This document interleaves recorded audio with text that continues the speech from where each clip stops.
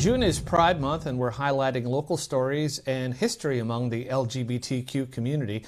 Tomorrow marks 40 years since the federal government reported the first cases of AIDS. A special observance and commemoration will take place tomorrow at the National AIDS Memorial in Golden Gate Park in San Francisco. 40 blocks of the AIDS quilt will also be on display, including the 6,000th edition to the quilt.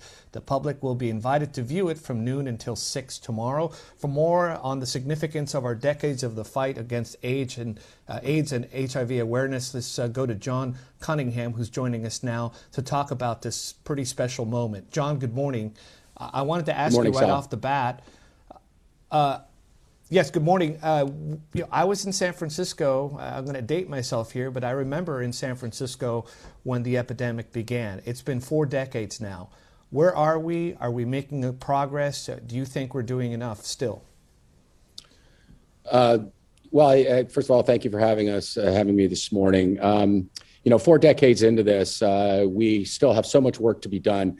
The last 15 months with COVID, really pulled the curtain back and has shown so much of what the progress was that the AIDS crisis has brought to fore for the community and for the nation.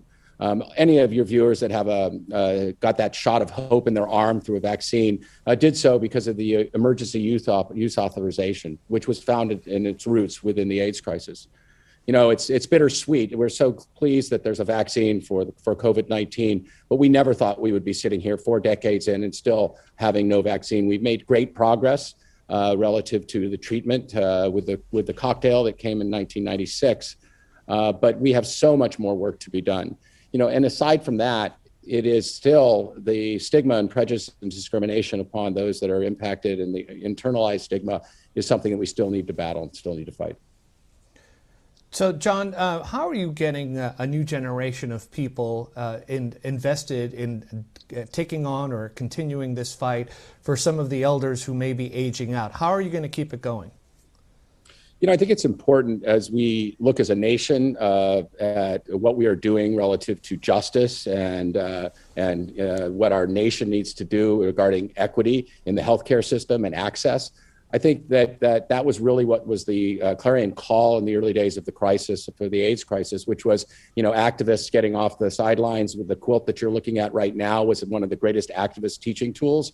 And so I think for the younger generation, it's a matter of also looking at this and saying, how can I get involved and bring justice? How can I ensure that the healthcare system is set up in a way that it has equity attached to it, that communities of color are not adversely impacted as it was with HIV and as we have discovered with COVID. So I think it's a matter of the call to action of the work that still needs to be done, both in healthcare as well as in our societal views on HIV, as well as other diseases, that they are indeed medical conditions and they do not deserve stigma or discrimination attached.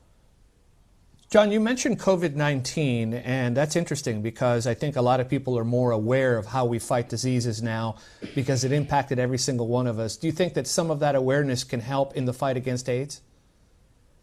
Well, I think it goes both ways, because so much of the progress that was able to happen so rapidly with COVID. I mean, here we are 40 years into the AIDS crisis, but yet, 15 months into the COVID crisis, we have vaccines that are being able to give so much hope. So I think that really what you look at is that whether it be virological research or whether it be treatment or whether it be testing, so much of that came from the AIDS crisis. I mean, the faces that we saw on the front line, Tony Fauci and Dr. David Ho, all found their roots in the AIDS crisis. So I think that you're right, that it is a matter of us continuing to put forth the knowledge and the awareness and the information. And I hope that as a result of what's happened with regards to COVID and the vaccine that we saw, that will also spur on continued work and commitment to bringing about an end to the AIDS crisis and creating a generation free of HIV.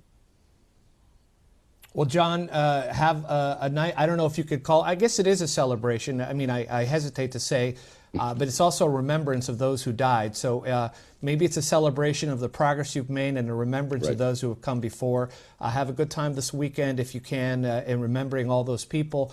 And thank you for joining us. You're the Chief Executive of the National AIDS Memorial. Thank you, John.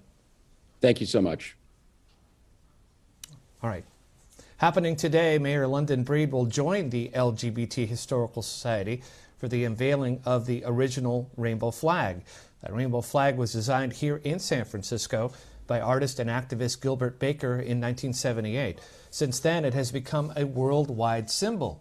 He never trademarked the work, saying it was his gift to the world. Today's unveiling will take place at noon at the LGBT Historical Society Castro Street Museum, right there on Castro and 18th Street. And a quick reminder that we'll have more reports and conversations throughout the month of June celebrating Pride. You can find more at ktvu.com/pride.